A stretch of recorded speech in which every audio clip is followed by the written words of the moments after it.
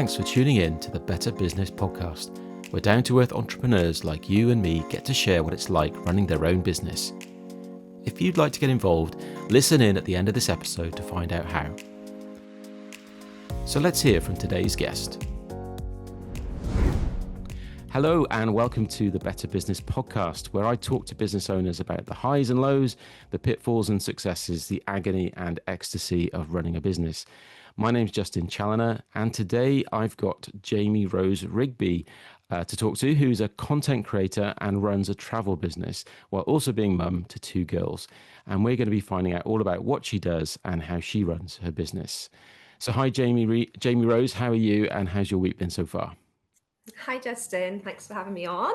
It's been busy, chaotic, full on, just like every week, but all good. Great stuff. So can you tell the audience about yourself and about what you do? Yeah, so I'm a mum, as you said, a mum of two girls. They are 7 and 4, so fairly full on. I'm a primary school teacher 3 days a week. I've been teaching for 14 years now. So that's kind of been all I've really sort of done since I come out of university. And as I say, I work 3 days a week since having my eldest daughter. And whilst I've been working 3 days, I've kind of been building a home account. So we bought our house 4 years ago, and it was a big renovation. So I started my my Instagram page and sort of documented that, and it kind of evolved and grew into this this sort of side hustle, this sort of business. And I've ended up creating content for all kinds of brands, really well-known brands, and just built a really amazing community of people on there. And yeah, from there really I kind of started thinking about other ways to make money, because I think I've been teaching for such a long time, you just sort of accept that you turn out, you go to work, you get paid once a month, and that's how it is. But my littlest Isla, who is 4, she starts school full-time in September. And the plan was I was always going to go back to teaching 5 days a week. And it was sort of January last year when I just sort of sat there thinking, I really don't want to do that. I've had a taste of what it's like to kind of, earn extra income and sort of in my own way. So I started exploring other options really. And I came across this opportunity to start a travel business. And yeah, I was so used to sort of promoting other brands' products and other people's sort of businesses, I thought, why couldn't I promote my own business and promote me as a brand? So it kind of evolved from there really, and I've been doing that in my sort of my spare time the last 16-18 months. So yeah. So when you were renovating the house, did you set out to kind of document it as a way of as a business sort of idea, venture, or was it you just doing it sort of for fun? Just for fun, yeah, Right. absolutely. It was such a wreck. I just wanted somewhere to document what it looked like before, and what we knew we were going to turn it into. And it just, yeah, it was more of a kind of a personal, almost like a personal record of it all, really. And people connected with it, and people liked the content. And it was a really nice kind of creative outlet for me, sort of creating, different styles of content and sharing parts of my life. And now obviously the renovation is done. It's been done for a while, but it's kind of evolved now into I share a lot about my family and our lifestyle and just day-to-day things, and that goes down really well as well. And yeah, it just evolved. It was never the plan. Yeah, so you sort of kind of fell into it and you saw that Yeah. it worked, and yeah, that sounds really good. So I mean, yeah, that kind of content, I've seen a lot of videos, social accounts where people take a rundown house, sometimes like a complete ruin, don't they? And then they transform it into this amazing modern home. And there's a massive appetite for that, isn't it? I think people love to see that transformation, and it's sort of, I think people like myself, like I'd love to do something like that, but I just don't have the time, money, experience, or anything like that. So you kind of live vicariously through other people, and obviously, it's hard work, isn't it? And there are a It lot of is. Yeah. lot of Yeah. And when I challenges? started, when it sort of started growing, I was on maternity leave. We just had our second daughter. So I was on Yeah. maternity leave, so I wasn't kind of working. And it was, being a mum and having kids is a lot. And I think sometimes you can lose yourself a little bit, can't you? Mm, And for me, it was my escape. It was my outlet. It was my kind of feeling like me. And yeah, it really helped me. It really helped me sort of through that period, I guess. And it was just nice. It's such a, it's quite a saturated market. mm. Sort of there's a lot of home accounts, Yeah, yeah. but it's yeah, you find the people that have got similar style house to you, or similar taste to you, or have a similar, a lifestyle to you, and sort of you find you make so many connections with people, and I've met some incredible people that I speak to regularly through that as well, and then obviously it kind of led me to the travel thing as well, and kind of it went from there. So yeah, it really has been sort of transformative. It was never kind of on my radar, on my Mm, pathway, so yeah, yeah. And how does your teaching background sort of inform the way you do business, or does it at all? Are you able to kind of draw on your teaching skills to kind of help you? yeah, definitely. I think teachers are known for being incredibly organized, a Yeah, yeah. little bit of a control freak. Not saying all teachers are, but I definitely am. And I think that definitely helps. I can be very disciplined. And I think, again, that comes from the teaching side of things. Teaching is it's a very full on job. Um, it's working with lots of different people, understanding lots of people and trying to work alongside them and get the best from them. I'm talking staff and children. And so yeah, sort of dealing with people is what I do day in, day out. So that definitely transfers into what I'm doing now. And I think, there's a level of standing up and speaking in front of a class, or speaking in a hall, or in an Mm, assembly in front of 200 children, that does not faze me. But transferring that to a room full of adults, it's a completely different thing, and that terrifies me. But that's something I've had to do quite a lot of, through this journey, and I've mm. definitely gotten better at it. But I think it helps that I'm used to sort of speaking to a room full of people, and yeah, so there's definitely transferable skills. Yeah, I Um, mean, teachers are they are multi-talented. Because you have to do so many different. You've got so many different responsibilities, haven't you? Looking after Different hats, children, yeah. very, very, very many hats. Yeah, and I tip my hat off to all teachers because they are amazing and incredible, and yeah, they don't get paid enough. But I can see how you can sort of transfer those skills over to what you do, and it Yeah. must be invaluable. So how do you so how so obviously you say you're very organized.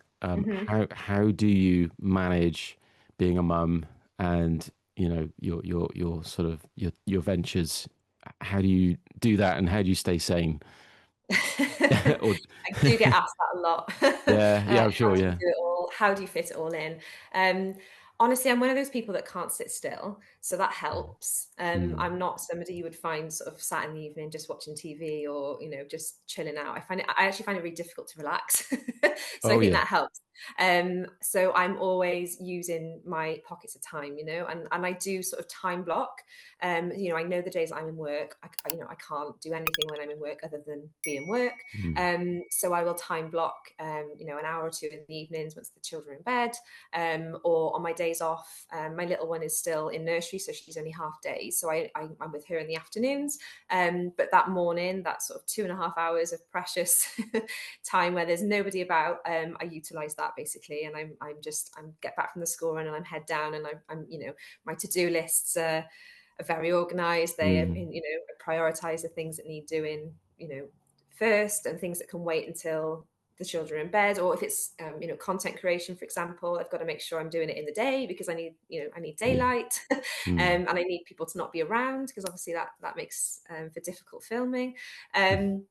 So yeah, it's just about organizing my time. And I've got a village behind me. My husband's brilliant. He works at Yeah. home as well, so he Okay. he helps a lot, and my mum and my in-laws and everything. I've got a great team that allow me to kind of fit it all in, really. um and yeah, keep me sane. Yeah, no, that really helps, doesn't it? Having other people that Yeah. you can rely on, definitely. Um, so how did what kind of drew you to the travel business? The sort of yeah, what was it that attracted you to that, and how did you get into that? Yeah, so as I said, I think because I've spent quite a lot of time, quite a number of years now, sort of promoting other people's businesses, other people's products, I was sort of looking for a way that I could, you know, build my brand and the brand of me, and sort of, promote something that I could share.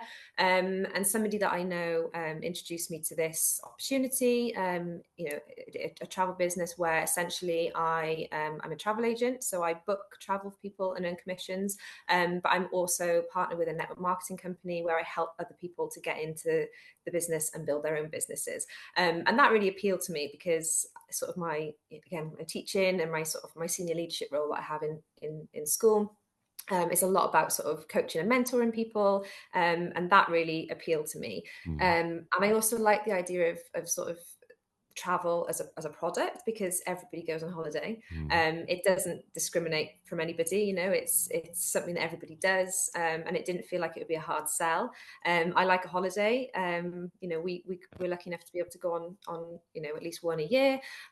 So I knew I had experiences that I could share, and it's something that it's universal. And yeah, I kind of heard about the opportunity, and I just thought, well, yeah, I'm going to give it a go, because as I said, I was desperate to find something that was going to supplement a full-time teaching income. But I really did not want to be stuck in school 5 days a week. And I still love my job, but it's not what I want to do day in, day mm. out. And having that flexibility to do something around the kids and around working was what really drew me to it, to be honest. And yeah, it's done exactly what I expected and hoped that it would do. So yeah, I'm really grateful to kind of stumbled upon it, really. Do you have a favorite type of holiday, or do you kind of mix it up every time To go on or to book? to go on? To go Well, on. for you, yeah. When Yeah. you guys go on holiday as a family, where do you have a usual place you go, or do you sort No, of try and not do somewhere really. different? We like to try different places if we Yeah, can. I'm a fan of a big kind of all-inclusive resort where I'm not having to worry about the kids having 50 ice creams a day, and somewhere, there's lots going on, and you're not sort of stuck to one area. There's lots of pools, lots of yeah. restaurants, but also places you can kind of go out and explore. My husband and I actually just got back from a child-free trip to Dubai. Oh, It's all before it all kind of um, went wrong mm, in Dubai. But we had a lovely week. It was the first time we've been away on our own in 10 years. So that was a real treat, and a different kind of holiday to what we would normally do. yeah. Being able to go out and eat in different restaurants and things, and it was lovely. But yeah, I've added a lot of places to my bucket list since doing this. Have you? Yeah, that's the sort of the one drawback of it. You you What? end up spending more on holidays. Yeah, I mean, you must be exposed to like holidays all the time. You must be kind of looking at Constantly. these amazing places as Yeah. part of your job, and I guess it must be hard to kind of think, oh, I'd love to go there. I'd love to go there, and Yeah, there yeah, have been some impulsive holiday bookings that I couldn't refuse. yeah, I bet, yeah, yeah. So what has been your kind of main lesson that you've learned since starting your businesses? Is there anything particularly that um, yeah, that has struck you during your time? I mean, I've learned a lot. I've learned an entire, well, two industries really. Content Mm, creation and kind of that side of things is it's hard. I've learned that you've got to be consistent, and you've got to, you can't show up one day and then not for 3 days. You have to kind of every single day you have to give something to it. And that can be overwhelming. That can be a lot when life gets busy, but you have to be consistent. That sort of trumps everything. I think your story and your kind of your personality and what you stand for is really, really important in selling whatever it is you're selling. I think this probably applies for many different things, but certainly for me, in with sort of the network marketing, I'm sort of I'm selling myself as a leader and as a mentor for people who are wanting to start their own business. So I'm, my story and my kind of my morals is really, really important, Mm. and sharing that. I think mindset is really important. I've learned how to kind of um, turn a sort of a negative outlook onto something into something positive. You have those days where it feels like you're speaking to a brick wall, or you're spending lots of time posting content. It feels like it's not landing with anybody, and you're not kind of reaching the right people, or you're getting rejections or whatever it may be. And that it's hard not to take it personally sometimes, and you have to Mm. kind of have quite a thick skin. When you put your life online and you kind of share sort of vulnerable parts of your life, I don't overshare. I don't ever kind of I never share my kids' faces, for example. I don't share them sort of at all, but I share what we do and the struggles and all that kind of thing. And it's quite a vulnerable position to put yourself in, and you do get the odd kind of troll or kind of Mm. unkind comment or judgmental comment, and you've just got to be really thick-skinned with it and just sort of take it for what it is. And so yeah, I think mindset and the importance of that is something I've learned a lot on, and I've had to work on. And I've spent a lot of time kind of listening to sort of podcasts or sort of kind of training that is put on through the business for us all, around that and around mindset and how to kind of keep showing up even when it feels like nothing's happening, and really the importance of that compound effect. When you're doing things consistently, it's not straight away that you see the results. It's built over time, and kind of learning that. Yeah. And you mentioned the village behind you, Mm. and this sort of leads into my next question about and we sort of touched on it already, but kind of what's your sort of approach to your mental health to keep your mental health healthy, keep you mentally healthy, um, when you are faced with a lot of pressures in all sorts of different directions. Mhm. Um, is there stuff that you do to sort of help with that? I do try to go to the gym Right. Yeah. Yeah. when I can. It is the first thing that gets dropped if I'm having a really busy week, which actually isn't great, is it? Because that should be something that's non-negotiable. But it Hmm. is, that does make me feel better, because for that hour I can't pick my phone up. So Yeah. there is that disconnect, because I think the one downside to what I do is that I'm constantly kind of connected. I'm constantly sort of connected to people either through a phone or at their screen. So yeah, having that time away from it is really important. And sometimes it does take my husband like prying it from my hands. It can be 10 o'clock at night and he's like, right, come on now. And I need that. I need to be able to tell myself, I need someone to say to me, right, you've done enough now, like switch off for the day and Yeah. just have It can wait. that downtime. Absolutely. Yeah.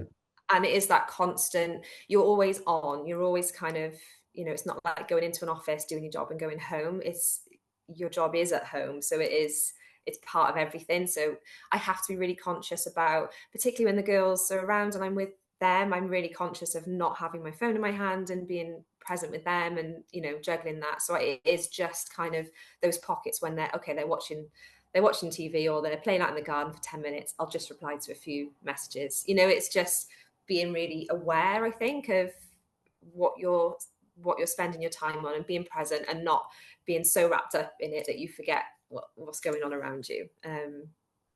Yeah. And sometimes I need prompting on that. Yeah. 'Cause Yeah. it's easy to get wrapped up, and because I love it, Mm. it doesn't feel like a chore. I want to do it, and I enjoy it, and I love, I'm checking in with the team, or I'm supporting people, or I'm helping answering questions, and I love that. But yeah, sometimes I need to, someone needs to kind of pull me away and go, done now, Yeah. downtime now. Yeah. Yeah, and I need that. Yeah. I guess if you're doing something that you really enjoy, you'll just keep giving and giving, giving, but you don't Exactly. realize that it's sort of it's draining your batteries, isn't it? And you don't Yes. quite Yeah. realize until it can get a bit too late, can't it? Definitely. Yeah. Definitely. Yeah. So yeah, having that cut off time. Yeah. How do your girls kind of react to the fact that you're, this person online? I mean, obviously your youngest is she's too young for the social media. How old is your older daughter? Is she She's 7. Yeah, right? she's Okay, 7. so she Yes. sort of she must be aware of things a bit more now, and how do you manage that? Yeah, I mean a little bit. They're not very like techie at all. She Mm. knows, obviously she knows I take a lot of photos.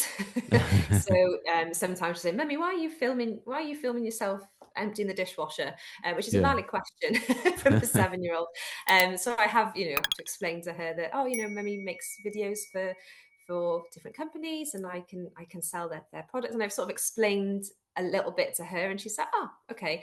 And she'll say things like, "You've got 2 jobs. You're a teacher, and you do things on your phone." So she doesn't really understand what it is, but she knows that it's part of work, Yeah. so she's and it's quite funny when she's sort of made a bed or she's like tidied a room. She'll say, "Mummy, can I take a photo of it?" Oh. She sees me tidying up and taking images and things, so she wants to do that. So I said, yeah. So she'll take a nice photo of her room, and it's nice, but it doesn't I don't think they notice it. And I'm Mm. really conscious of that. I try to be as disconnected to my phone when I'm with them as possible. Um, and yeah, just focus on them. But they will know, and they will learn about it. And sometimes, I'll take a photo, and I tend to use like the back of their head. So if they're in the Mm. shot, I'll always make sure that their faces aren't on the camera. And she'll say, "Oh, Mummy, you didn't get my face, or you didn't." And I say, "Oh no, I don't want to, because I post this out to lots of people, and I don't want them to see who you are." And so it's sort of teaching them a little bit about that as well, and kind of. But yeah, I don't know what I'll do when she starts asking for a phone, because I'm actually really anti kids having phones. So I've Right. told her she Yeah. has to wait until she's like 16. Whether we'll last that long, I don't know. But yeah, hopefully she doesn't Yeah. develop a love for content creation too early on. Yeah. Yeah. Well, good luck with that.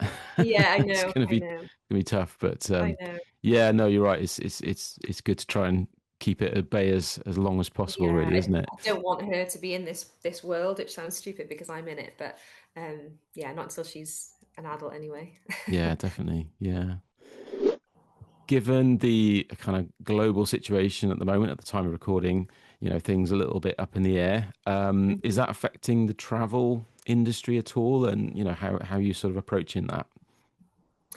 I mean, obviously, it's having an impact, not in terms of sales, like people are still booking holidays, people are just looking at different places. Mm. And actually, I think more than ever, there's a kind of an increased need for sort of booking through a real person and booking through an independent travel agent, because people are looking for that advice, that where is safe to go, if I book this, is my money going to be safe if something happens? So people are kind of looking for that more than before, really. And I think it has just highlighted the benefits, really, of booking travel through real people, because when things do go wrong, you've got somebody in your corner that's able to, directly liaise with suppliers, and you're not kind of left wondering which call center to call. And Mm. it's sort of highlighted the benefit of using an independent travel agent. But yeah, no, business is as busy as ever. People Okay. are still booking holidays. Luckily I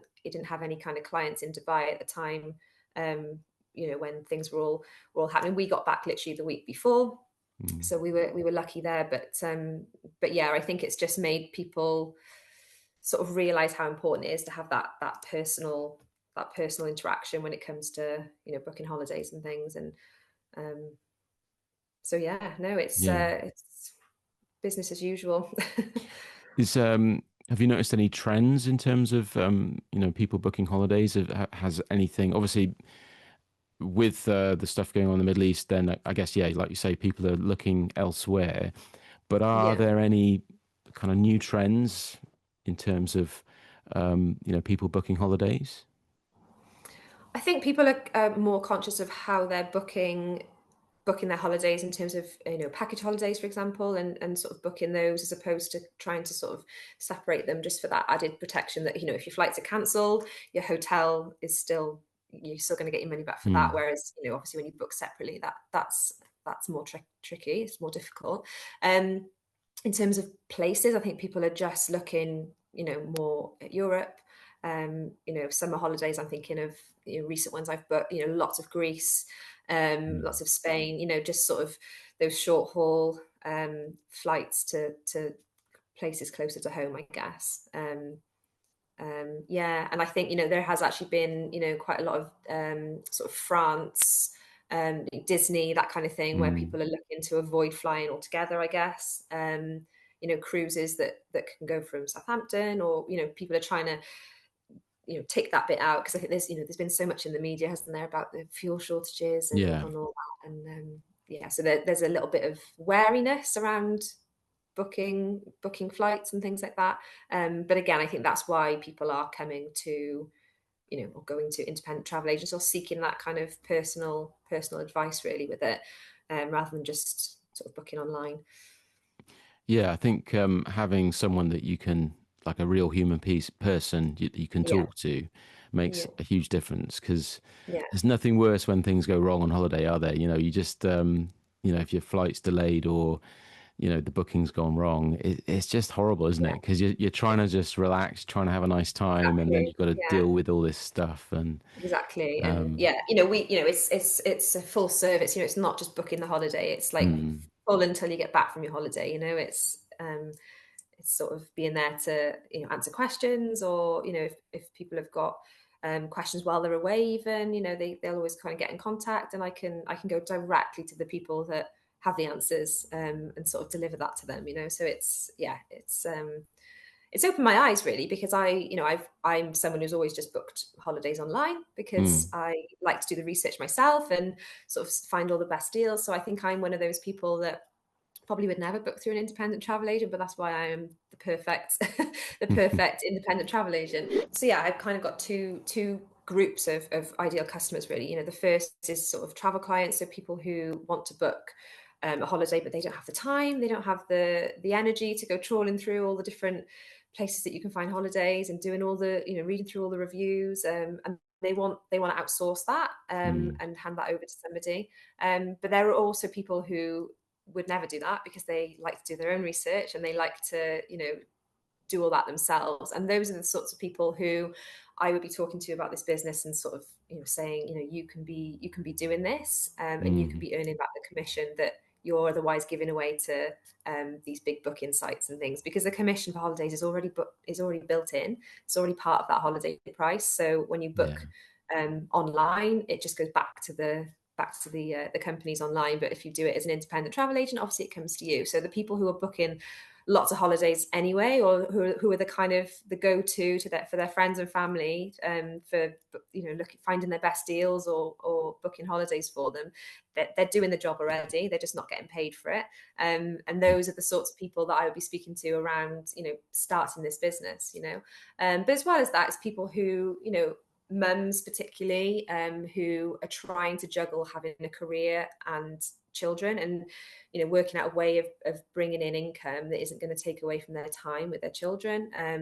Those are the sorts of people that I'm talking to, and that I sort of introduce to this business opportunity, so that they have the ability to do what I do, and build an income around their life, basically. So yeah, I've got two different groups of people, and it's all just through kind of finding out what they need really from me, in terms of having those conversations, and building those relationships with people, I guess.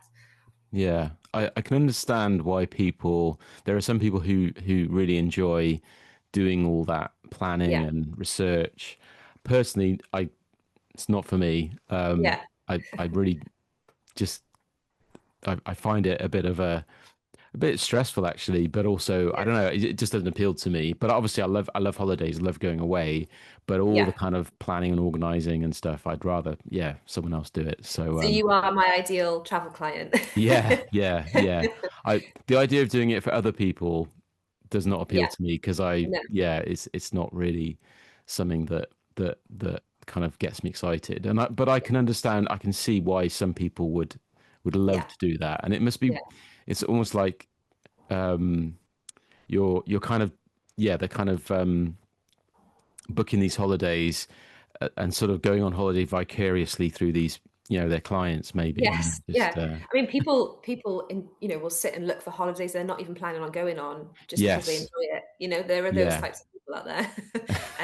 And those are the ideal people for this, because you can actually earn money from doing it. My father-in-law is one of those people. So he was the first person to join me in business when I started, right, because he will literally spend his evenings looking at holidays that he's not intending on going on.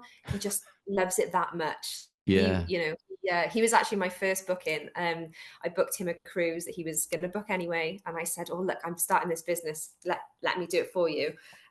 So he came over and told me what he needed, and I phoned the supplier and I booked the cruise for him, and that was my first booking, and that was over £500 commission for me, right? And mm, he was shocked, and he was like, "Is that all I've got to do?" And I said, "Yeah." And he's like, "Well, I want to do what you're doing." I was like, "Oh, okay." So he now does this as well, and he books travel for people that he knows, at golf club, and through people that he knows in other areas. He's retired, so this is just extra money in his pocket, funding all mm, his holidays, and he absolutely loves it, and he's brilliant at it. He's mm, he's absolutely brilliant. He hasn't got social media, he doesn't do any of that. He just does it through sort of word of mouth. But yeah, and he loves it, and he is, it was a really kind of that first sort of experience of booking travel for somebody and then introducing them to this business opportunity was just sort of summed up in that one encounter, because it was like, yeah, there are people that will never book through me, and he only booked through me because he was being polite and oh. supporting me. So Jamie Rose, tell me about your kind of what are your future plans for your businesses? How do you kind of see yourself in the next, 2, 3, 5 years? Have you got any? Have you thought that far ahead at all?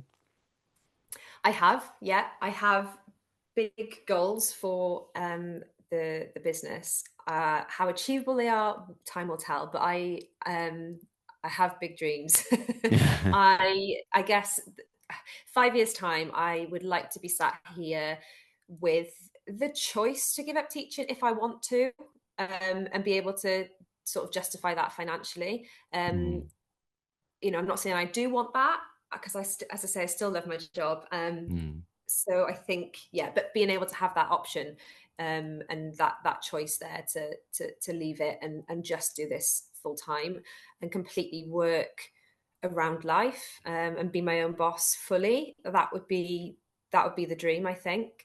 To be able to go on holiday whenever I want and not be restricted to school holidays, and to be able to justify it, have the money to be able to do that, and travel more, and do as much traveling as I can while the girls are still young enough, um, to continue growing it, and have hundreds of people in my team, hundreds of people that I'm supporting and helping build businesses of their own.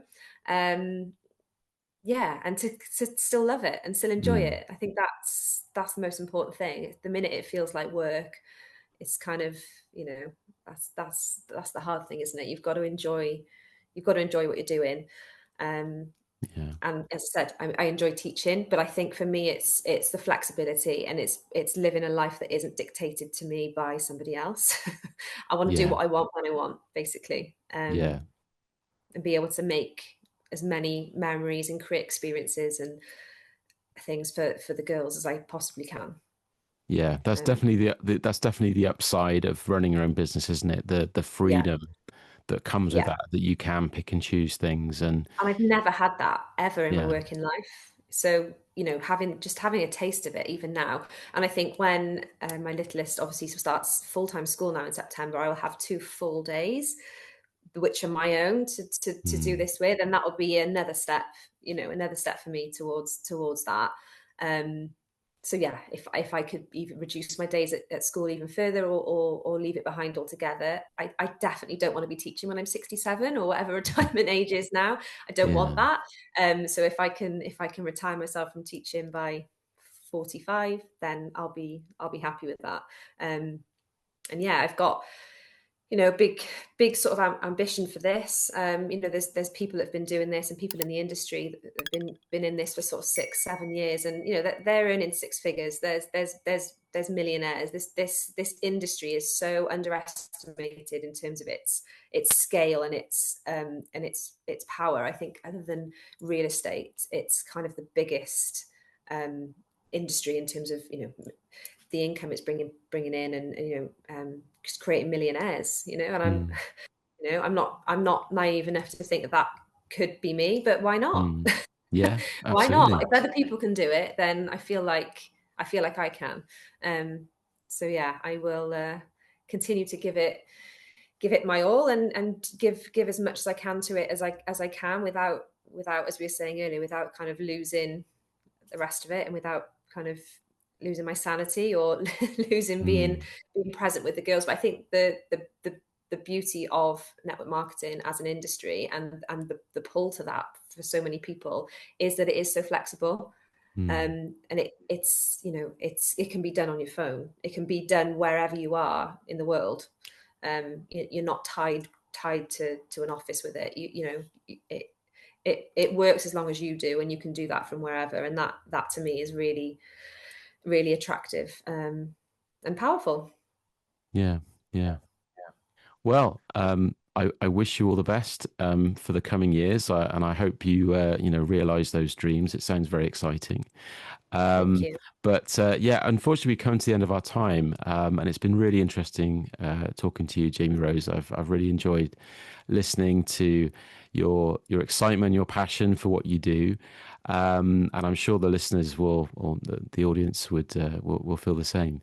Um, how can people find you if they want to get in touch with you, if they want to connect with you and find out about more about what you do? How can they seek you out on the internet?